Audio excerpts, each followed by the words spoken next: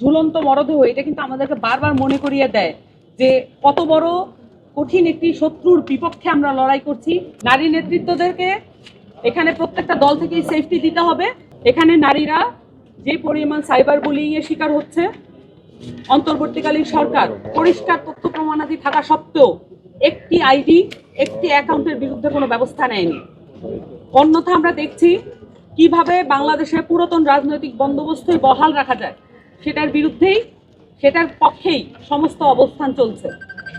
আমরা মনে করি যে বিশেষত নারীদের, আমি যেহেতু একজন নারী নেত্রী, আমার রুমির এই ঘটনা কিন্তু আমাদেরকে অ্যালার্ট করে, একই সাথে যেমন সাবধানী করে, একই সাথে প্রেরণাও দেয় যে সম্মুখ সারির যোদ্ধা হলে এ ধরনের ঘটনা ঘটতে পারে, কিন্তু আমাদের প্রস্তুত থাকতে হবে।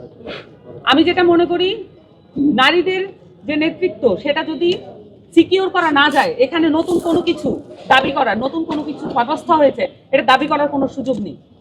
নারী নেতৃত্বদেরকে এখানে প্রত্যেকটা দল থেকেই সেফটি দিতে হবে।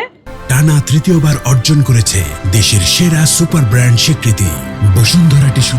এবং আমরা যেটা দেখতে পাচ্ছি এই মুহূর্তে, এখানে এআই এর ব্যবহার আপনারা দেখতে পাচ্ছেন কি চরম মাত্রায় এটা অবনতি ঘটেছে। এবং আপনারা এটাও জানেন যে বাংলাদেশের যে অর্ধশিক্ষিত বা অশিক্ষিত কিছু মানুষ আছে যারা শিক্ষার আওতায় এখনো আসেনি, কিন্তু তারা কিন্তু এই বিষয়গুলো বিশ্বাস করছেন। তো আমাদেরকে খুবই অ্যালার্ট থাকতে হবে।